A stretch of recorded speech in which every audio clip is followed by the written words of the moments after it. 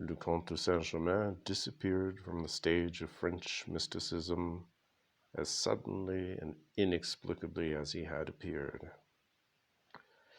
Now, this is the Manly P. Hall introduction to the most sacred Trina Sophia, written by the only book we have of Saint-Germain, which is an alchemical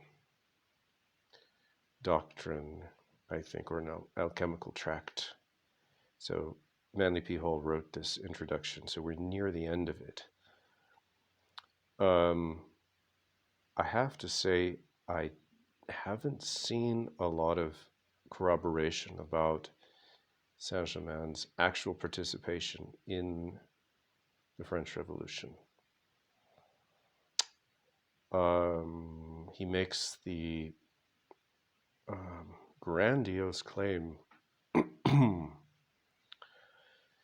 that Saint-Germain was the driving, excuse me, was the principal driving force behind the French Revolution. That to me seems characteristic of these mystical types. So we're to presume that there's some kind of spiritual dimension that rules over us, and some special individuals either come from that dimension, or they have direct access to it, or they're acting at the behest of, they are doing the will of this higher spiritual dimension. And in that sense, he was a kind of spiritual warrior.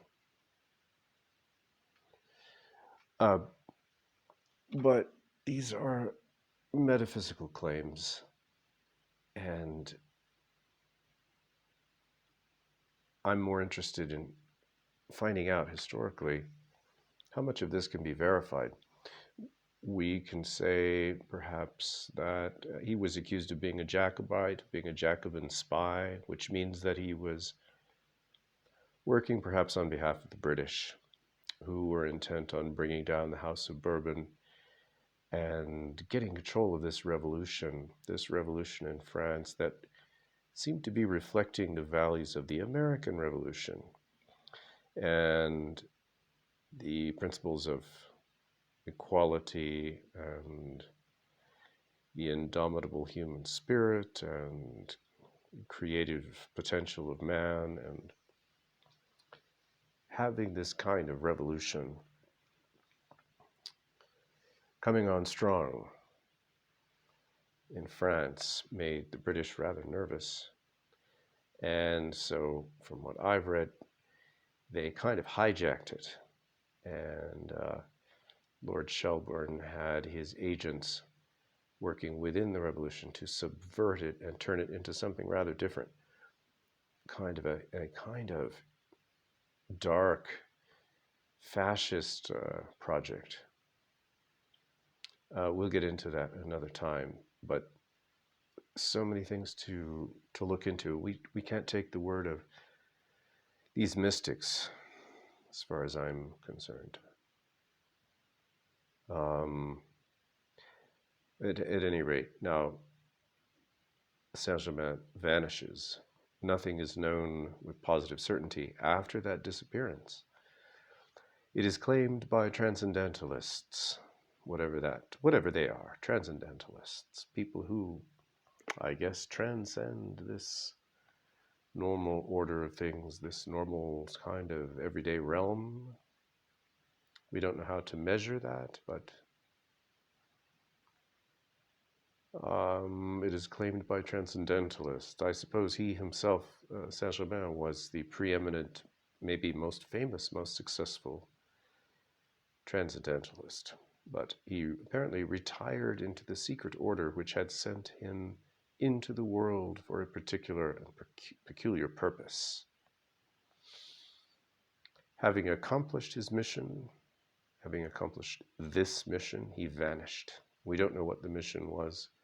I don't know what he accomplished at this point, because the French Revolution deteriorated into a reign of terror, and then the Great Terror culminating in 1794 with Robespierre himself being beheaded, being at the guillotine, Madame la Guillotine. And so perhaps Saint-Germain, being acquainted with the founding fathers of the American Revolution, most notably Benjamin Franklin, but also Thomas Jefferson and George Washington, all three of them had a hand in developing the animating philosophy behind the French Revolution. So perhaps he had hoped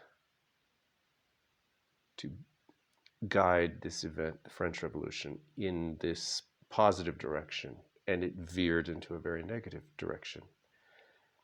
So I'm not sure what he accomplished, if anything. But from the Memoirs de mon temps of Charles Landgrave of Hesse Kassel, we gain several particulars concerning the last years before the death or disappearance of the Hungarian adept Saint-Germain, if you accept the narrative that he was indeed the son of a Transylvanian prince. Charles was deeply interested in occult and Masonic mysteries, and a secret society of which he was the moving spirit held occasional meetings upon his estate. The purposes of this organization were similar to, if not identical with, Cagliostro's Egyptian rite.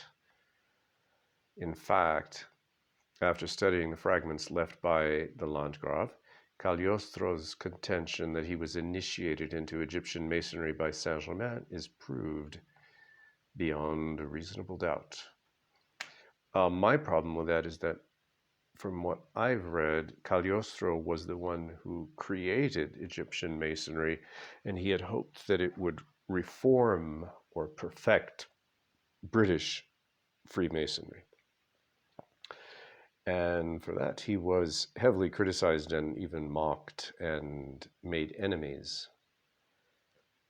And I suppose he was, if we look at Casanova, we look at Saint-Germain, we look at Cagliostro, we see three very enigmatic personages. What they have in common is that they are alchemists. They are incredibly self-willed. They seem to have a higher purpose. They are known for creating elixirs, for healing people, for being magicians, for being skilled at court. Of the three, though, only Saint-Germain mostly avoids the accusation of charlatanism. And his life, the details of his life, are perhaps the most transcendental of the three, but nevertheless, it's interesting, these characters all moving in the same circle, running into one another, and working as agents of change, as independent agents of change. We can just leave it there for now. The Wonder Man, that's Saint-Germain, attended at least some of these secret meetings, and of all whom he met and knew during his life, he confided more in Prince Charles than in any other man.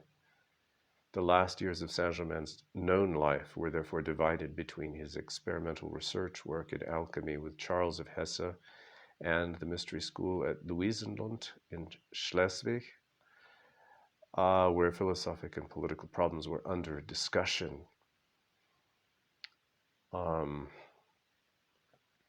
According to popular tradition,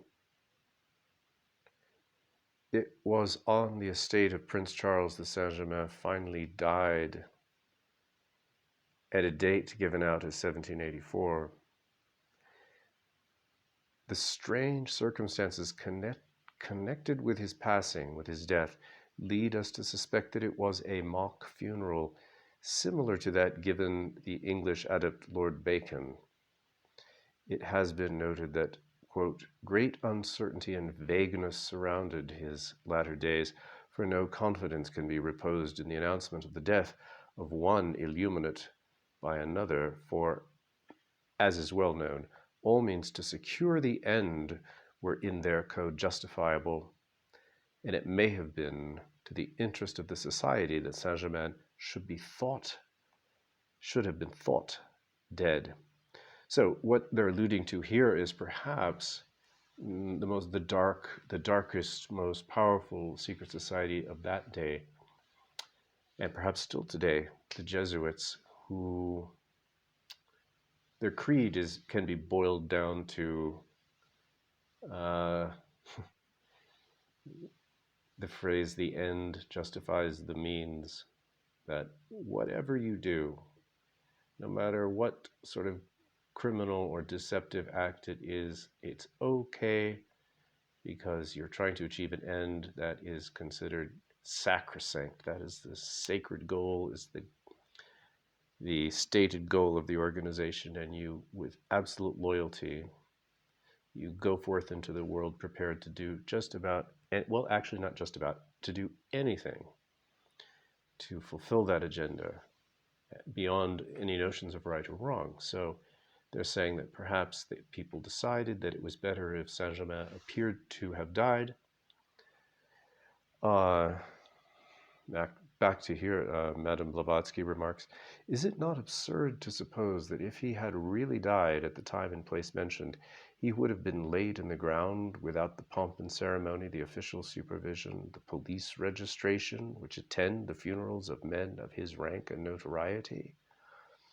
She's saying, isn't it odd if indeed he died, why was there no great funeral, no processions, no official notification, nothing? It's like he just kind of was swallowed up by the earth. Where are these data? He passed out of public sight more than a century ago, yet no memoirs contain the data, the information about his death, the official notices, etc. A man who so lived in the full blaze of publicity could not have vanished if he really died then and there and left no trace behind. Moreover, to this negative, something we cannot prove, it doesn't make sense, we have the alleged positive proof that he was living several years after 1784. He is said to have had a most important private conference with the Empress of Russia in 1785 or 1786, and to have appeared to the Princess de Lamballe when she stood before the tribunal a few minutes before she was struck down with a billet and a butcher boy cut off her head. The guillotine got her. And to Jeanne du Barry, mistress of Louis XV, as she waited on the scaffold at Paris, the stroke of the guillotine in the days of terror of 1793. So just the year before it all came to a terrible end. Well, happily it ended, but it got worse before it came to an end. The execution of Robespierre pretty much brought it to an end, pretty much. So, but that was another year of this terror that gripped France. It should be added that the Comte de St, on his return from an embassy to Venice in 1788, said that he had conversed with the Comte de Saint-Germain in the square at St. Mark's the evening before his departure. So 4 years after his supposed death, he was engaged in conversation in Venice with the Comte de St. The Comtesse d'Admar also saw and talked with him after his presumed decease, and the Encyclopedia Britannica notes that he is said to have attended a Masonic conference several years after his death had been reported. In concluding an article on the identity of the inscrutable Comte, Andrew Lang writes, did Saint-Germain really die in the palace of Prince Charles of Hesse about 1780 to 85? Did he, on the other hand, escape from the French prison where Grosley thought he saw him during the Revolution? Was he known to Lord Lytton about 1860? is the mysterious Muscovite. Is he, Saint-Germain, is he the mysterious Muscovite advisor of the Dalai Lama? Wow, there's a story right there, huh?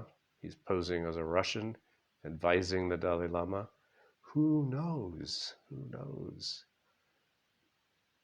I think it's been debunked, though, where it said he is said to have attended a Masonic conference several years after his death. I think what that was, it was someone else with the name of Saint-Germain who was coincidentally a Mason, but not. It wasn't Saint-Germain. He is a will-o'-the-wisp of the memoir writers of the 18th century. Will-o'-the-wisp, he's kind of a phantom who appears and disappears. Perhaps almost an invention of a kind of a ephemeral spirit. Finishing up here, the true purpose for which Saint-Germain labored must remain obscure until the dawn of a new era. This kind of statement is typical of mystical types, and we have to be very careful because we can't know these things unless you buy into the claims of this group. You know, it's very, very inexact. Like, what new era? What are you talking about? Why must it remain obscure? Who says? What is the true purpose? How do we know? Homer, the Greek poet Homer, refers to the golden chain by which the gods conspired to bind the earth to the pinnacle of Olympus. In each age there appears some few persons whose words and actions demonstrate clearly that they are of an order different from the rest of society. Humanity is guided over critical periods in the development of civilization by mysterious forces such as were personified in the eccentric Comte de St. Until we recognize the reality of the occult forces at work in everyday life, we cannot grasp the significance of either the man or his work. To the wise, Saint-Germain is no wonder. To those who are limited by belief in the inevitability of the commonplace, that are limited to simply the world we think we understand through our five senses and what we are told, he is indeed a magician, defying the laws of nature and violating the smugness of the pseudo-learned. So, the claim here, Manly P. Hall is saying that we are guided by these exceptional persons who come from almost another realm and guide us through these periods. But I have to say, after looking at the French Revolution, I don't see much evidence of guidance from a higher spiritual dimension. That's my opinion. I am a rather cynical person, but there is, on the other hand, compelling evidence that Saint-Germain was a physiologically exceptional person. If indeed over those many, many decades that we can be sure of, that he appeared to be about the same age, if indeed he was capable of transmuting silver into gold, if he did have this kind of psychic sense of where he was needed and could transport himself to wherever he was needed and was able to be of help, these are worth looking into.